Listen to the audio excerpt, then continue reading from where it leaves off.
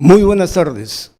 Como todos los lunes a esta hora les saluda Marcos Ibaceta y este es su programa Sentido Común, que se transmite por Onda Digital Perú y que nos pueden ver a través de YouTube, Facebook y los demás canales que ya ustedes van viendo en la pantalla. El tema de esta tarde: el Perú bajo sabotaje constante, interno y externo. El Perú está bajo ataque. Es cierto que tenemos las desgracias por los fenómenos naturales, pero como país nos estamos jugando el futuro y la institucionalidad parece que no responde, o es muy débil, o los sujetos que controlan las instituciones son cobardes.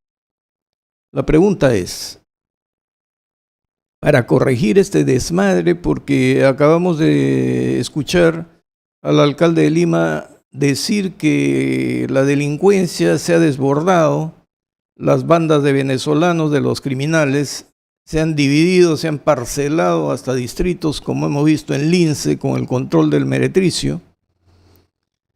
¿Y qué otros negocios turbios, el lavado de activos, el contrabando, la tala ilegal, el narcotráfico, se enseñorean? Pero además tenemos diplomáticos agitadores al interior y no hacemos nada. Hemos debilitado a nuestro servicio de inteligencia, a nuestra policía. La moral de nuestras Fuerzas Armadas y de la policía deben estar por los suelos para que haya ocurrido lo de Puno, que ni siquiera han podido izar la bandera nacional, porque en los grupos de desadaptados, yo diría que es la nueva modalidad del terrorismo, donde no necesitan levantarse en armas, como siempre hemos dicho, porque han mutado. Y con la agitación hacen que la población se enardezca. Y entonces, si la población se mueve, ya tienen su teoría de la no criminalización de la protesta, la proporcionalidad del medio empleado para reprimirla, y luego viene el tema de lesa humanidad, los crímenes, los delitos y el juzgamiento eterno para los que tratan de defendernos como sociedad y esta vez como país. Entonces, para tocar estos temas, hemos invitado a alguien que tiene las ideas claras y un lenguaje muy directo.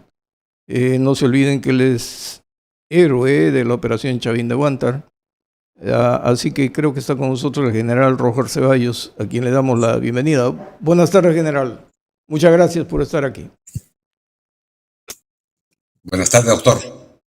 Bueno, la primera preocupación, siguiendo la línea de Sun Tzu, ¿no?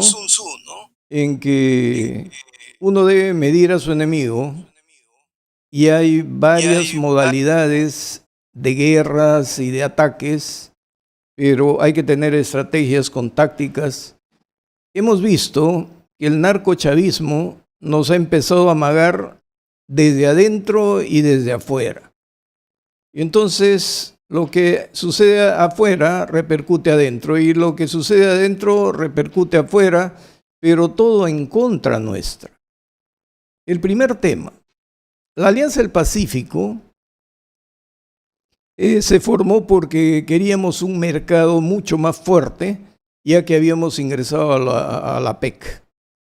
Entonces, se une Chile, Perú, Colombia y México para unificar sus aranceles, intercambiar sus productos y exportarlos, ¿no? Complementándose. Ahora resulta que este tratado firmado entre los 4 países se ha convertido en una especie de asociación con su asamblea donde la mayoría manda. Felizmente que Chile ha corregido la posición de Boris con el nuevo canciller y ha dicho que los tratados se respetan y se cumplen en sus términos y que cada país es una parte del tratado.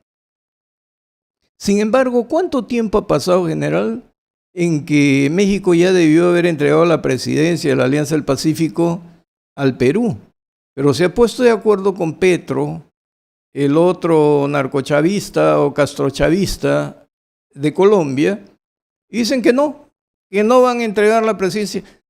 Pero la reacción peruana, claro que han llamado a los embajadores, lo que usted quiera, pero ¿no le parece muy débil? Doctor, fíjese, vamos a empezar, permítame hacer primero un pequeño análisis de lo ocurrido en Puno, que usted lo ha tocado en su introducción. En Puno el día de ayer no se ha podido izar la bandera nacional.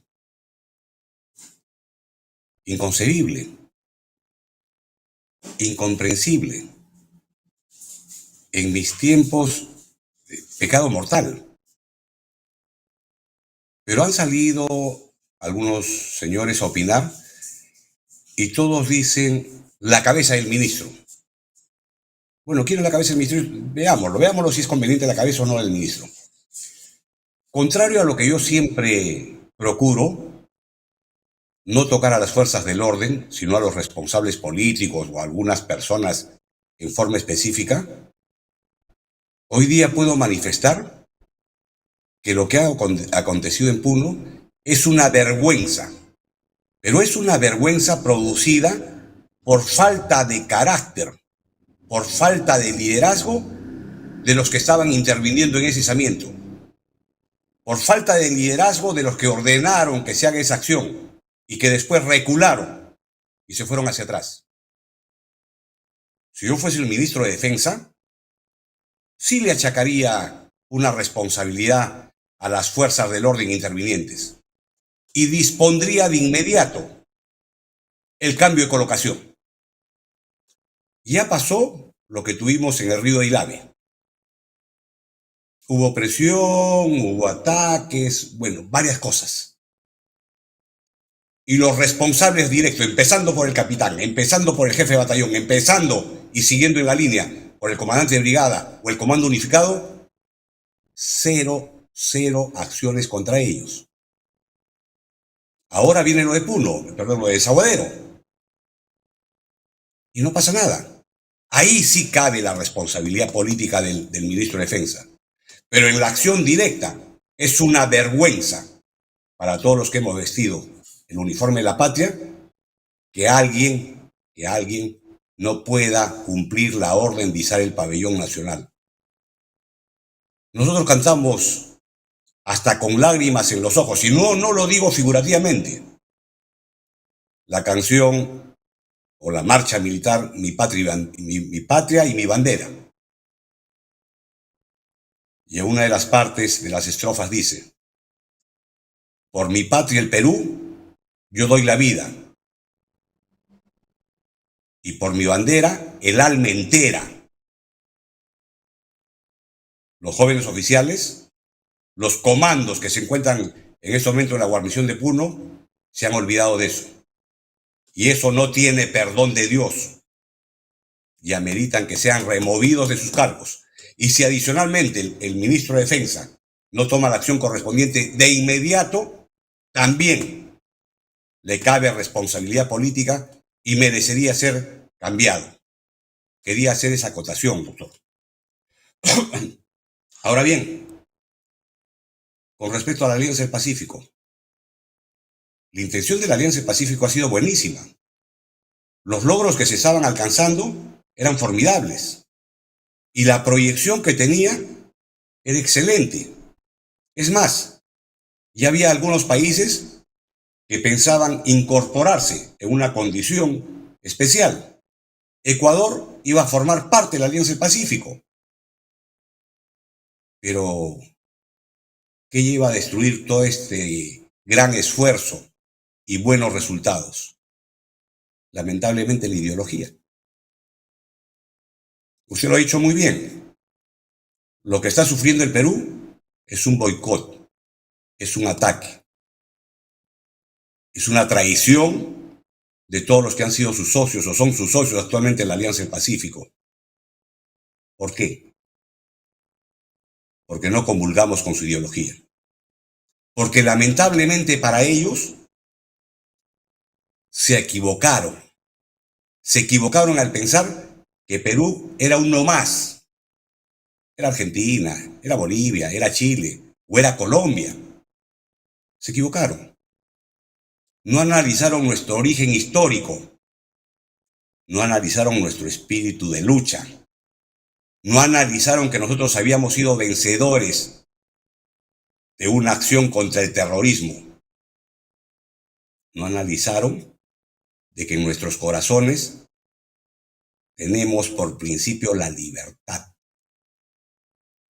Al no haber analizado todos esos factores, ven pues que se les va de la mano con el delincuente Castillo la oportunidad de conseguir y poder amalgamar ya todo el espacio sudamericano con la ideología del siglo XXI, del socialismo del siglo XXI.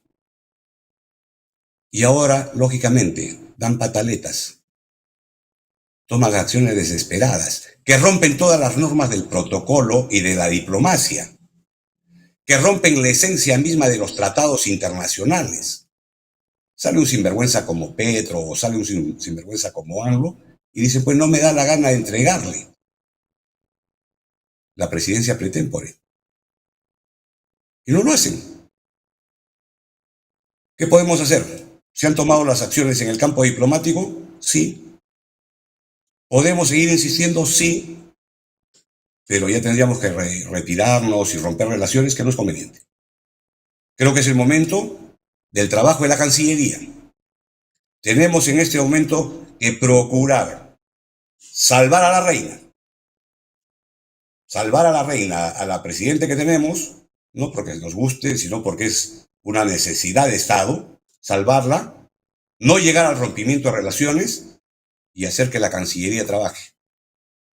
Y que la Cancillería trabaje no solamente con notas diplomáticas, sino con acciones en el ámbito internacional, para hacer ver qué está ocurriendo con la Alianza del Pacífico y producto y dando la responsabilidad de culpa a quien corresponde, a AMLO, a Petro y a los otros señores que los acompañan. Creo que eso es lo que corresponde en ese momento. Pero general, ante las acciones viles de Andrés López Obrador. Yo estoy de acuerdo con usted en esa parte, pero tendríamos que hacer un saneamiento al interior del país también con repercusión internacional.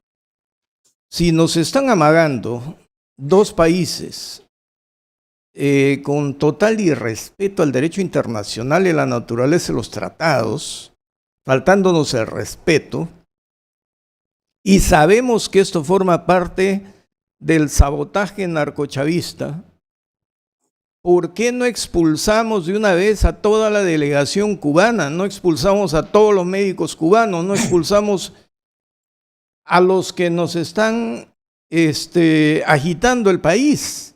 Hay que dar respuestas más directas, ¿no le parece? Porque ¿por qué nos quedamos tranquilos si tenemos acá gente que dentro de nosotros nos está dañando?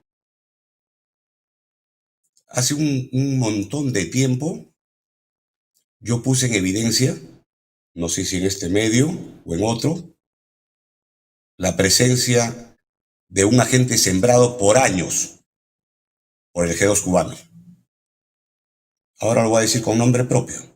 En ese tiempo solamente lo identifiqué como Alan, el agente Alan. Y cuando me refería al agente Alan, me refiero ahora, y lo digo claramente con nombre, a Alan Popa. Alan Popa es un agente cubano que estuvo sembrado en nuestro país por muchísimos años y que penetró prácticamente todas las esferas. Usted lo veía en todas las embajadas. Usted lo veía en el Centro de Altos Estudios Militares. Usted lo veía en la DINI como profesor de inteligencia estratégica. Y él decía, no, yo soy un disidente que vino acá y no sé qué y no sé cuántos. Ese elemento cubano, Alan Popa, era un agente dormido. Y a la llegada del Gallo Zamora, automáticamente se pone a su disposición. Y empiezan a ejecutar todo lo ya programado con anterioridad. Cierto es que le falta a nuestra diplomacia y sobre todo al gobierno la decisión, el carácter para tomar la decisión de expulsar al Gallo Zamora y toda su gavilla de delincuentes que operan contra el Perú. Cierto es eso. Cierto es que tenemos en Puno, digamos, una cantidad de agentes del MAS, de los ponchos rojos, que están identificados. Pero lamentablemente, muchos de estos tienen la doble nacionalidad. Y el gobierno peruano y el Estado peruano, al parecer, no encuentra la fórmula para expulsarlos. Queda mucho trabajo por hacer. Pero falta de voluntad política. Falta también de deseo de hacer las cosas. Y falta también, ¿por qué no decirlo?, querer ganarse el pleito. Como agua tibia no se gana. El Perú necesita en este momento decisiones firmes, contundentes, en provecho de la patria. No necesita de presidentes que quieran ganar el aplauso de un lado y del otro. Con esa actitud, el Perú pierde. Eso es lo que está pasando en el Perú. Ahora, ¿por qué estamos hablando de Cuba especialmente? Porque Venezuela es lo que es por la acción cubana. Y claro, Cuba vivió de Venezuela y sigue viviendo de Venezuela. Nicaragua es lo que es por acción cubana. Bolivia está haciendo lo que es por acción de los cubanos, porque de ahí viene el Gallo Zamora. Y en Bolivia ya están por completar su proceso de pauperización, de crisis económica absoluta y de control de la institucionalidad boliviana. Y estamos en la frontera. Entonces, si no nos desprendemos nosotros de los cubanos desde el interior, yo no veo cómo vamos a poder luchar contra una agitación donde abiertamente ya tienen territorio liberado, donde han expulsado a las autoridades del Estado o los han neutralizado y las están humillando. Y eso puede prender en el sur, porque el objetivo de Sendero era la guerra civil. Entonces, ¿a qué se debe que no se priorice? Porque yo entiendo que se habrá lesionado la actividad de inteligencia, pero nuestros institutos armados tienen su servicio de inteligencia. Hay un problema. Yo he estado siguiendo muy de cerca y tengo muy buenas fuentes de información para analizar lo que ha estado pasando en Puno. Es más, en su momento avalé la estrategia que se estaba desarrollando en Puno.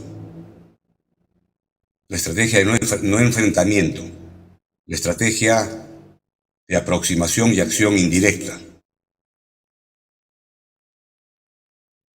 Quedaban dos caminos, el enfrentamiento frontal o el enfrentamiento indirecto. El Comando Conjunto optó por la aproximación y acción indirecta. En su oportunidad, aplaudí. Dije, ese es el momento. Pero es el momento para ganar o ceder espacio por tiempo. Es el momento para ceder aparentemente la iniciativa a fin de reorganizar las fuerzas, consolidar objetivos, consolidar bases de apoyo, consolidar la investigación contra los manifestantes radicales, consolidar también e identificar y procesar a todos aquellos delincuentes terroristas que están existiendo allá.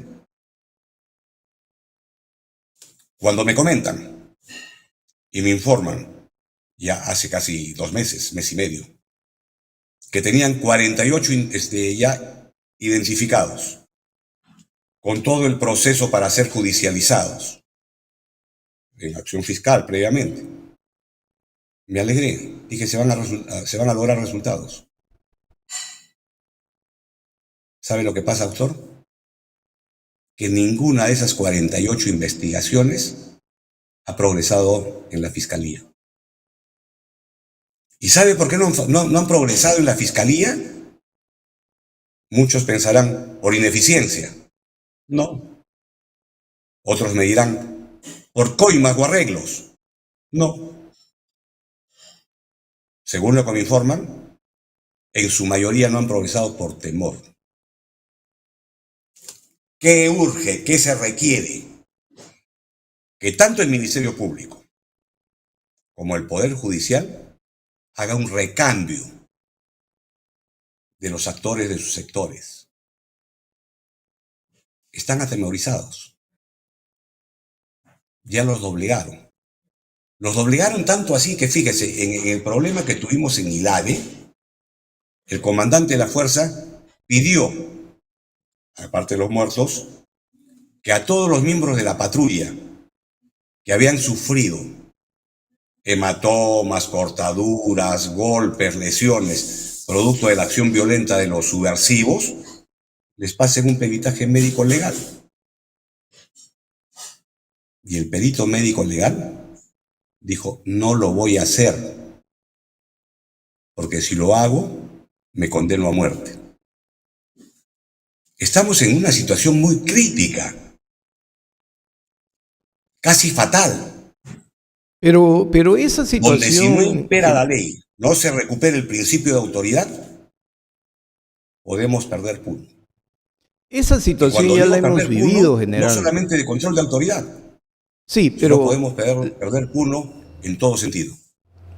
esa situación ya la hemos vivido, el miedo. Porque había mucho miedo. En el Poder Judicial se creó una sala nacional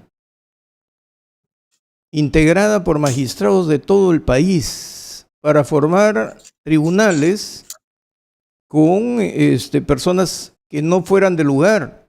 Y cuando se producían estos hechos que podían envolver a los fiscales del primer nivel o jueces de primer nivel, se transferían las competencias. Entonces, que no se investigara ya, sino que se trasladen la información y los elementos y también los cuerpos en el caso de asesinato para hacerle en Lima los exámenes correspondientes. Entonces, aquí hay una inacción dentro de un concepto burocrático. Yo me estoy refiriendo a tácticas que ya hemos aplicado. Entonces, si tienen miedo allá, hay que sacar de allí el tema e investigarlo en donde hay más seguridad y hay menos miedo.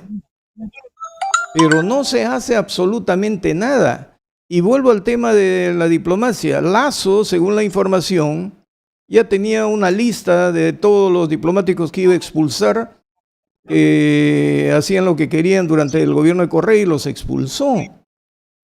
Ecuador puede tener convulsiones, pero la agitación internacional interna casi no la tiene y están amagando sobre Ecuador, porque Ecuador también tiene un gobierno no chavista.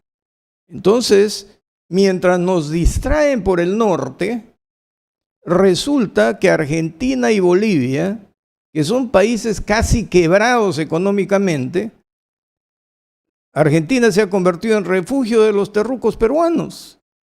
Todos viajan, inclusive con orden de captura, como doña Marta Huatay, y después nos enteramos que se van a morir allá y nos presentan documentos oficiales de que se han fallecido y nos queda la duda. Porque países quebrados donde van a mantener el populismo, ya sabemos cuál va a ser el resultado de las elecciones. Y empujan por Bolivia la agresión ya contra la soberanía, ¿no? Desconociendo al Estado peruano y restándole la nacionalidad porque no hay identidad. En este momento, aparentemente, pero yo creo que con lo que han hecho ayer, no hay la identidad con el Perú de muchos pobladores de Puno. Y de repente se pliegan porque tienen miedo. Pero no hemos cerrado los círculos de vinculación, sí, pues, los caminos de conexión con Bolivia por el oro ilegal, la tala ilegal, el contrabando y especialmente el narcotráfico. Entonces, esto están haciendo lo que les da la gana. Y otro tema, general. Usted ha mencionado que el ministro, la responsabilidad de los ministros, la responsabilidad política y el gabinete ha declarado estado de emergencia y se muere de miedo. Pero, ¿y el Congreso, por qué no coordinan acciones para que el Perú sepa quiénes apoyan la secesión y quiénes van a ser los culpables si es que llegamos a una guerra civil? Porque con esta historia de que el medio para reprimir ese tipo de acciones tiene que ser proporcional, oiga, ya no vamos a tener Perú en Puno. ¿Qué está sucediendo en realidad? Porque hay que hablar de miedo también en las Fuerzas Armadas y Policiales, porque no quieren verse con un proceso judicial. Pero acá hay varios factores, ¿no? Acá hay varios elementos y acá hay varios responsables. Y responsable de la Fuerza Armada también, responsable de la Fuerza Armada, responsable de la Policía Nacional. Pero hay responsabilidad política. Y cuando hablo de responsabilidad política no hablo del gobierno presente. Acá hay una irresponsabilidad total a la vez de los partidos políticos. Han abandonado Puno, han abandonado todo el sur. La única ideología que prevalece ahí es la roja.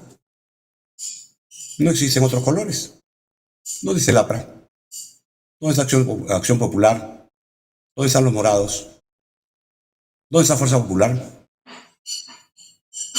Y toda esa lucha política que se debe hacer previa a la intervención de la Fuerza Armada no se ha hecho. Y cuando reviente el chupo, cuando reviente el problema, que vengan las Fuerzas Armadas. Y las Fuerzas Armadas van.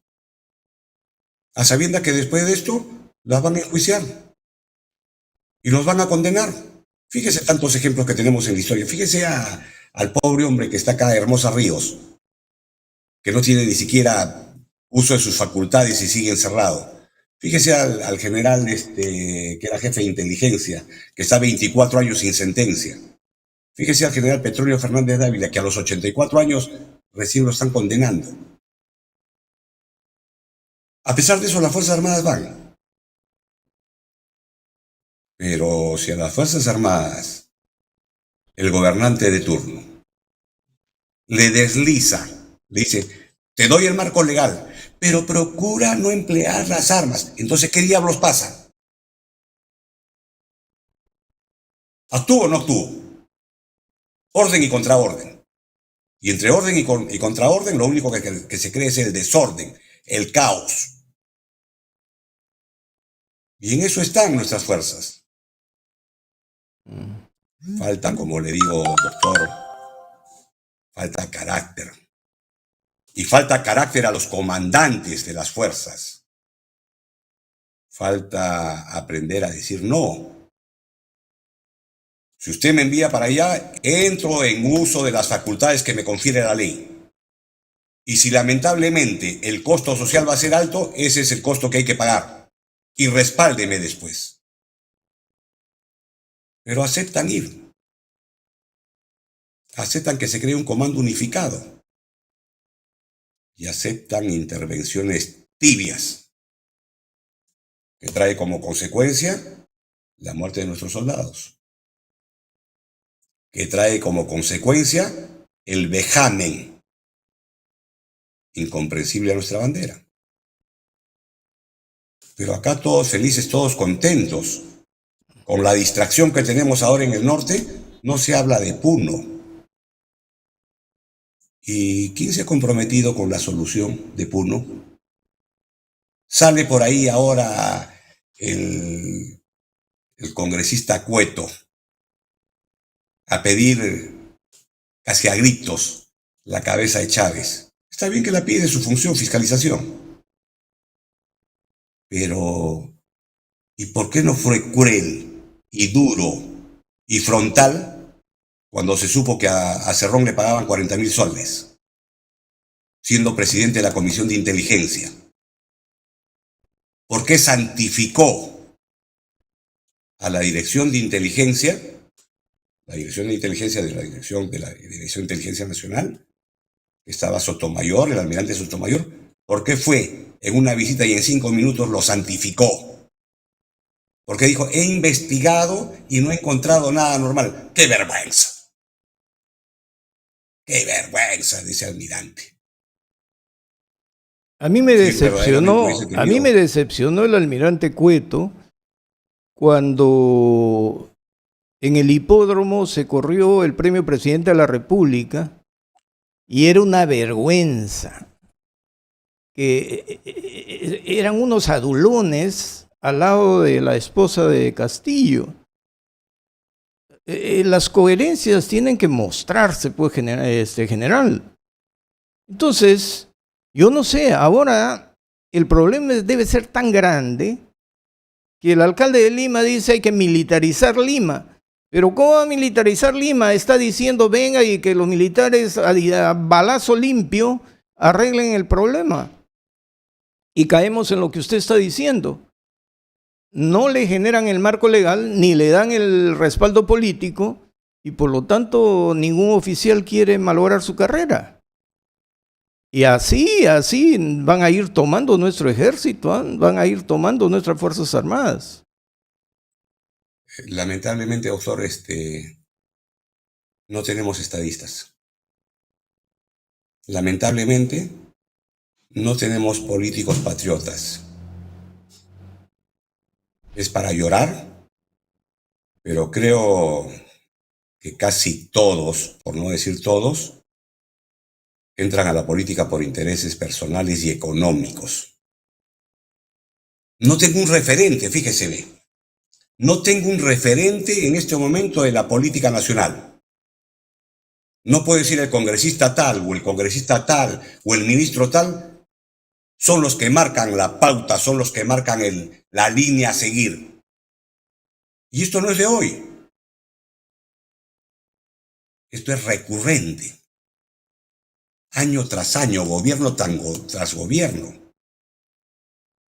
En el Perú que vivimos hoy, todo ha cambiado. Todo ha cambiado.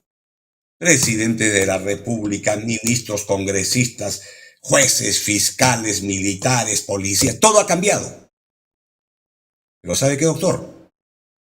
Todo sigue igual. O todo sigue igual y a veces hasta peor. ¿Y por qué sucede eso? Porque nos falta un solo hombre, uno solo, que quiera verdaderamente cambiar al Perú. Uno solo que no tenga el apetito político, uno solo que no tenga el beneficio o el apetito económico. Y podemos cambiar al Perú. Mientras que sigamos en esta coyuntura de que todo sigue igual, a pesar de que todo ha cambiado, nuestra patria seguirá también igual. Llena de pordioseros intelectuales, llenos de pordioseros que buscan 5 minutos de fama, 5 minutos de poder, pero que no tienen visión de futuro y que no tienen la más mínima idea de qué se requiere para cambiar el Perú. No tenemos estadistas. Lamento decirlo,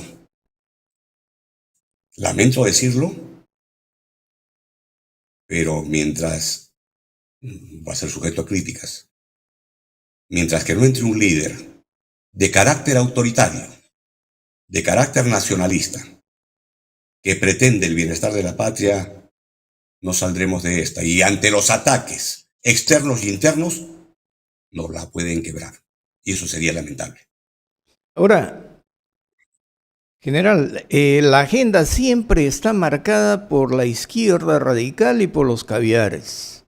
A pesar de las barbaridades y de la corrupción que hemos visto en esta gente, el caso de la señora Villarán, pero su corte todavía no ha sido investigada. Y a ellos sí, no los persiguen.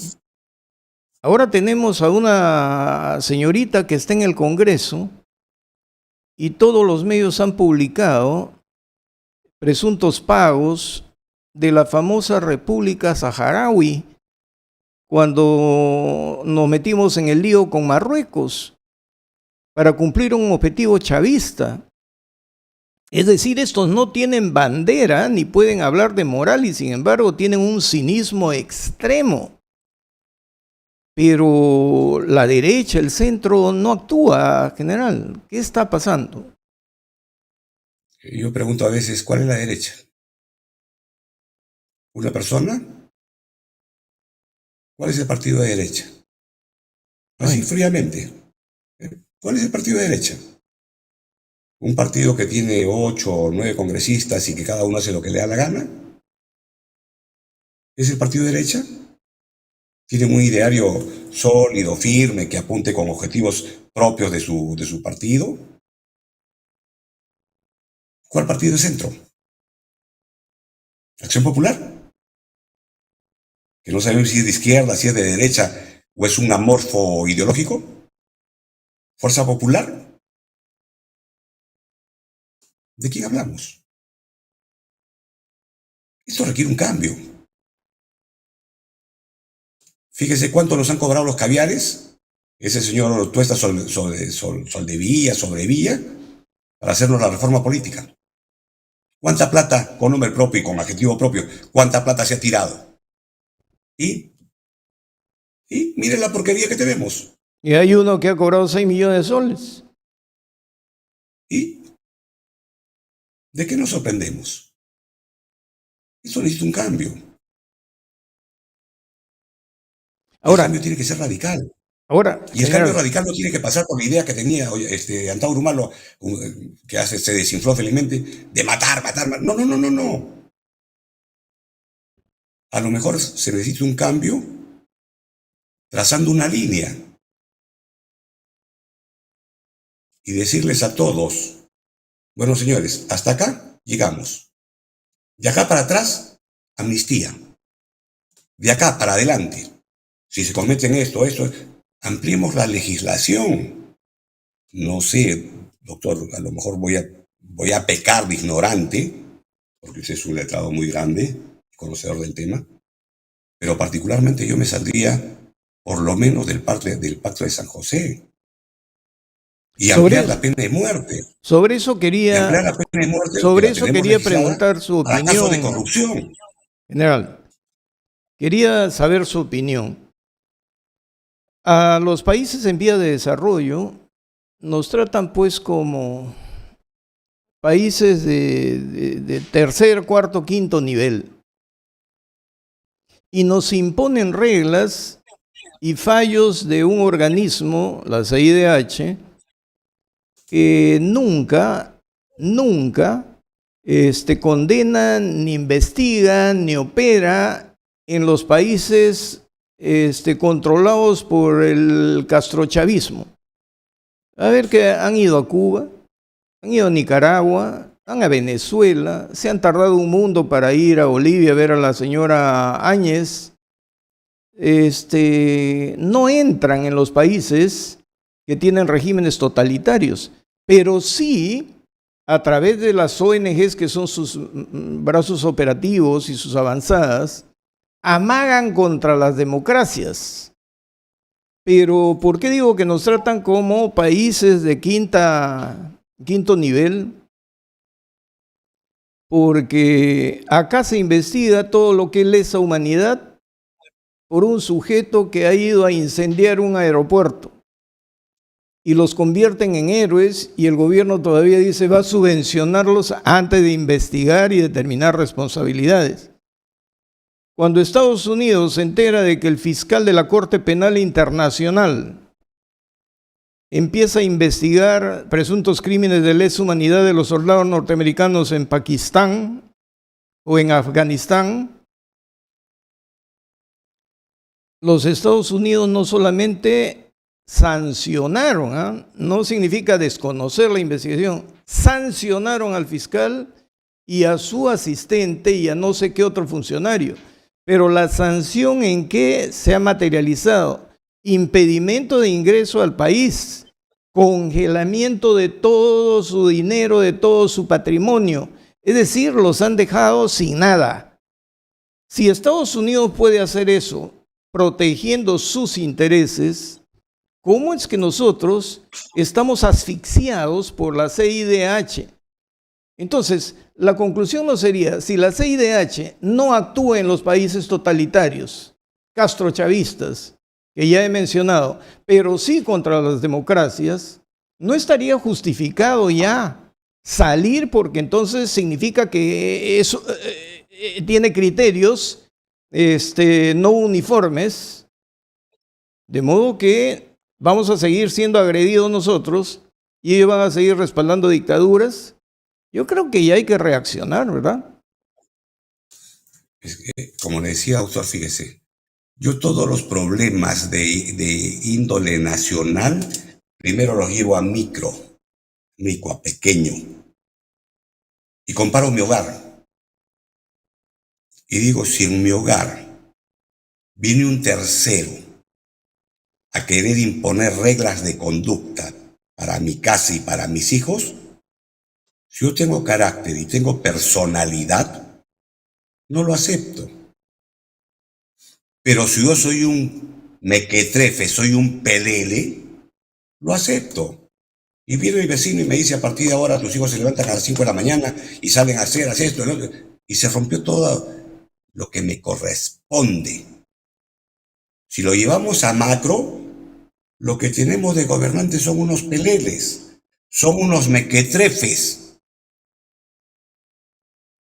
Por ejemplo, ese tratado de lesa humanidad, creo que se firma en el 2003, creo que, si no me equivoco. Sí, 2000. Sí, 2003, creo que es el 2003. Y supuestamente todos los tratados cobran vigencia del momento que se firman para adelante. En el Perú no. Es rotativo. Por eso es que los problemas de la guerra contra terrorista que se han producido en el 82, 83, 84, se están investigando ahora. ¿Y por qué? ¿Sabe por qué, doctor? Porque los organismos de derechos humanos, las ONG caviares, se enriquecen con eso. ¿Y cómo que se enriquecen? Juicio en el que entran les genera más fondos de ingreso del extranjero, les genera ingresos personales, ganancia de un juicio, como en el caso de Bustíos, que no voy a tocar el fondo, sino la forma. Eso le va a representar un beneficio económico no solamente a los familiares, también al organismo de derechos humanos, también al IDL. ¿Acaso no nos damos cuenta que estamos actuando mal? ¿Acaso no es de sentido común? Es decir, ¿esto no puede seguir? Usted lo dice, lo digo yo, lo dice cualquiera. ¿Y por qué no hacemos nada? ¿Qué pasa? No hay patriotismo. No hay identificación con los valores nacionales. No hay autorrespeto y autoestima suficiente en nuestros mandatarios y en nuestros gobernantes.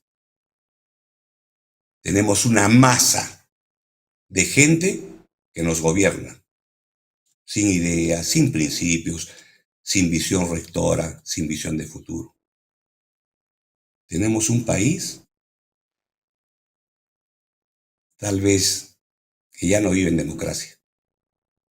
Estamos volviendo a lo de antes, ¿no? Cuando alguien decía, en el Perú no se habla claro, todo se habla a media voz.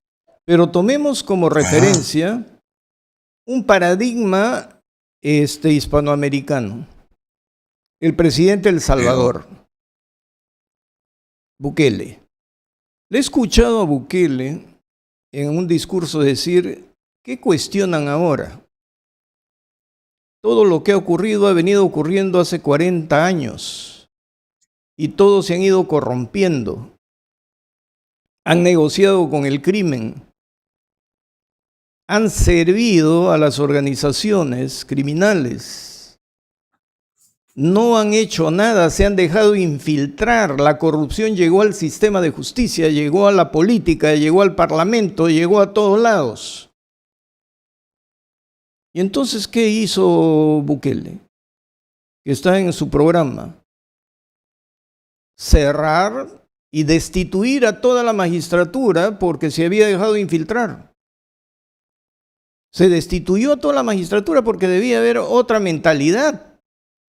Porque ahora tenemos muchos jueces, muchos, deben haber todavía algunos que no, pero que tienen el cerebro lavado. Y yo he llevado un caso que, como es particular, pero yo he sido presidente de la sala de terrorismo y conozco de terrorismo, pero 3 magistrados que no saben lo que es terrorismo ni conocen a Sendero, y lo único que han hecho es un discurrir sin sustento para involucrar a un policía.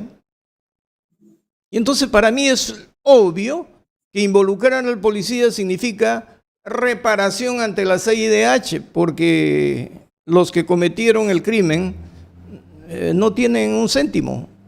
Son esas rondas que se organizaron en los pueblos. Entonces, si tenemos ese tipo de autoridades, Bukele, ¿qué hizo? Destituyo, pues. Dicto normas de persecución a los delincuentes, a todos los maras, que tengo que quebrantar algunos principios, pero ellos identifican y ya sabemos cómo actúan, los conocemos a todos, así que deténganlos a todos, y mandó construir gigantescas cárceles. Ha rediseñado el sistema político, pero ya le están amagando los de la CIDH que tiene que respetar, y él le dijo: ¿respetar qué? Yo respeto y defiendo los derechos fundamentales de la población que quiere vivir en paz, que quiere mi país y que lucha por su desarrollo. Yo no defiendo derechos fundamentales de estos delincuentes. Y cuando le amenazaron con represalias, dijo: una amenaza y no les doy de comer. Tienen que trabajar para comer, o les doy una comida al día y que vayan sus familiares a pagar lo que ustedes tienen que pagar. ¿Para qué los voy a mantener? Tanto daño que han hecho. Al final, creo que es lo que usted dice, porque se le van a lanzar a la garganta apenas deje el poder. Sin embargo, El Salvador ahora es un país sin delincuentes. Y los que quedan tienen miedo y su institucionalidad se está fortaleciendo, pero están dependiendo de un paradigma. O sea, están creándose las condiciones para otra dictadura. ¿Así tendría que ser, o una democracia puede también actuar con esa firmeza? El Che Bermejo decía, ¿no? La boba democracia o algo por el estilo, y eso es la democracia. Pelotudeces. Pelotudeces democráticas. Me guste o no me guste, bien o mal, me caiga el Che, fue un título, pero verdadero. Lo que tenemos en el Perú son pelotudeces democráticas. Es una pseudo-democracia que no funciona para nada, en nada, doctor, en nada. Vamos al deporte, fíjese la corrupción que hay en el deporte. Donde entramos, ese término que acuñaron hace ya más de 150 años, donde pongo el dedo, salta la pus, o sea, es más vigente que nunca. Pero comparto con usted también en el sentido de que el Perú pues, es el país de los cucufatos, de los que le gusta hablar a voz soterrada o murmurando.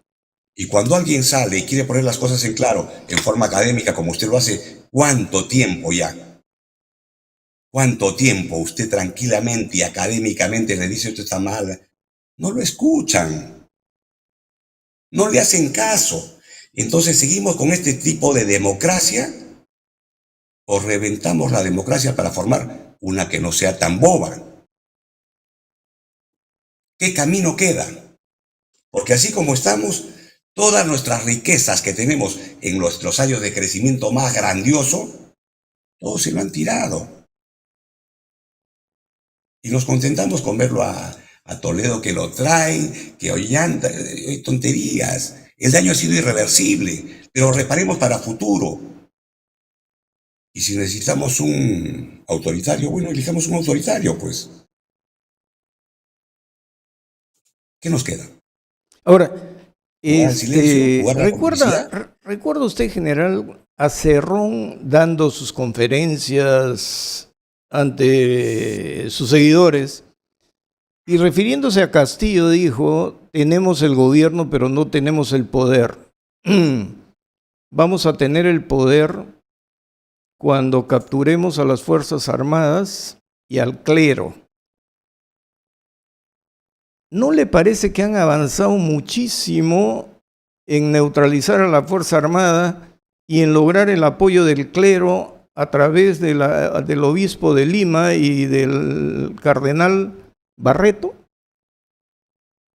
Fíjese, no solamente avanzaron, o sea, por eso que cuando cae Pedro Castillo, la verdad que yo, a ver, ¿cómo lo manifiesto?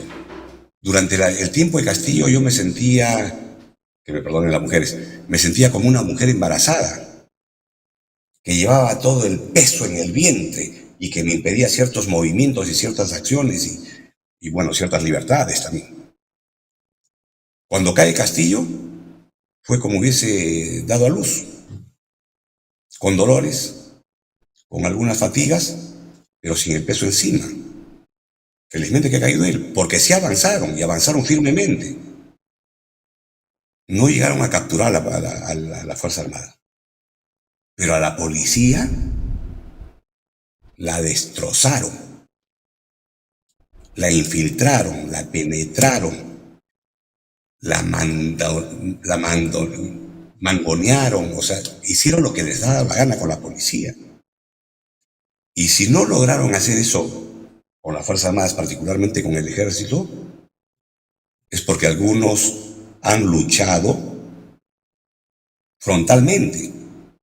Y cuando se detectó que teníamos un Felipillo, que era el comandante general, que le sonreía a Cerrón y que le sonreía a Castillo, lo atacamos frontalmente y logramos que salga y que entre un militar nacionalista e institucionalista.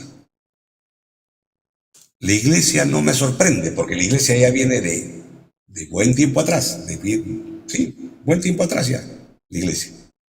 El último bastión de la democracia o de las ideas conservadoras, para mi agrado, fue Cipriani, que lo destrozaron, dicho de paso, después de su mandato y en su mandato también. Perú Libre siempre fue sincero con nosotros. Eso hay que rescatar. Nos dijo todo lo que querían. Muchos no le creyeron, pero se fueron de boca. Fueron muy sinceros en esta parte política y nos permitieron tomar acciones para contrarrestarlos. Porque si ellos nos ocultan su intención y avanzan subrepticiamente, a estas alturas del partido, las Fuerzas Armadas estarían tomadas y por ende el Perú ya estaría en las garras del socialismo del siglo XXI. De que Castillo vino a ser el Vargas Llosa de este tiempo, que por decir las cosas que iba a hacer, se debilitó. Uno no fue elegido, el otro fue elegido, pero ya sabíamos lo que iba a hacer y desató una oposición como la de usted y como la mía, porque desde que leímos el plan de gobierno, ya empezamos el análisis y saber lo que iba a ocurrir. Usted al inicio dijo que tenemos que salvar la dama en el ajedrez, a la señora Boluarte. Pero general, si las cosas siguen yéndose de las manos del gobierno, si la criminalidad avanza, si el Congreso sigue lleno de mochasueldos, ahora hay que decir mochasueldos, son unos miserables. Si en el Congreso tenemos gente que cobra y recibe cheques para involucrarse en un lío diplomático del Perú, si los partidos están infiltrados, por ejemplo, Fuerza Popular, se suponía que era un grupo sólido, pero no, hay algunos que han estado jugando para Castillo junto con los niños, tenemos los niños. Entonces, cuando se habla del Congreso ya no se habla de responsabilidad de partidos políticos, sino de todos los grupos políticos, tal como usted lo ha señalado. Si la señora Boluarte no tiene el temple para poner orden y responderle al alcalde de Lima diciendo, bueno, vamos a combatir la criminalidad, ¿usted quiere militarizar? Bueno, pero ¿cómo militarizamos si no solucionamos el problema de Puno?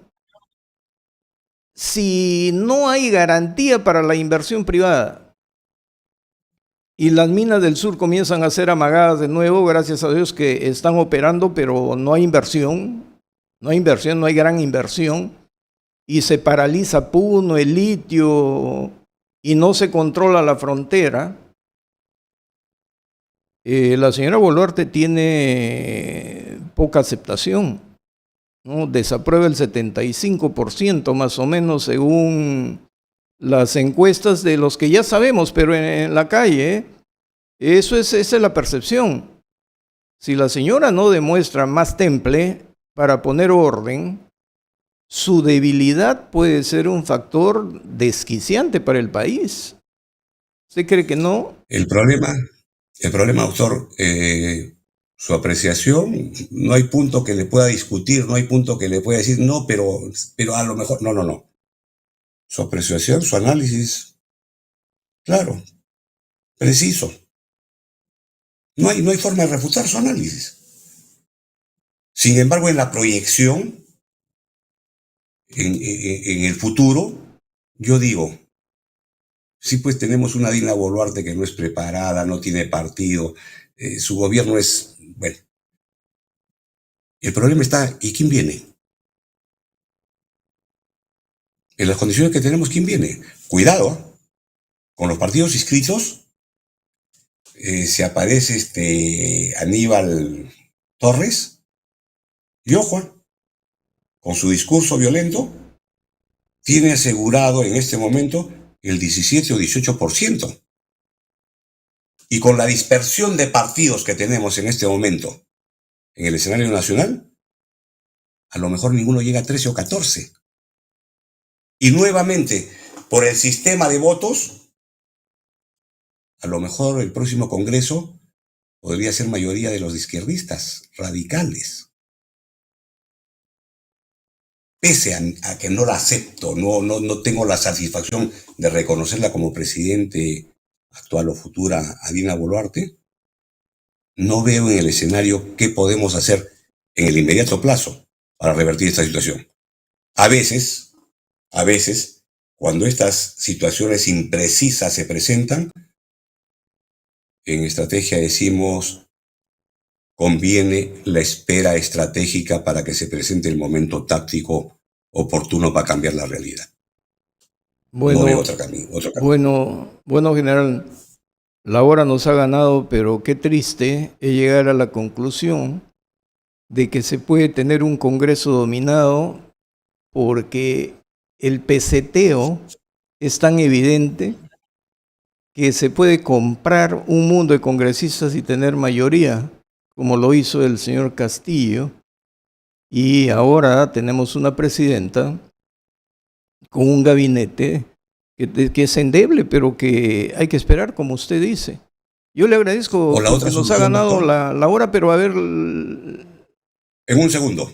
¿Y la otra solución, doctor? Es la solución radical. No queda otra, ¿verdad? Bueno, general, muchas gracias. Y con ustedes, amigos, si Dios quiere, hasta el próximo lunes a la misma hora. Hasta entonces.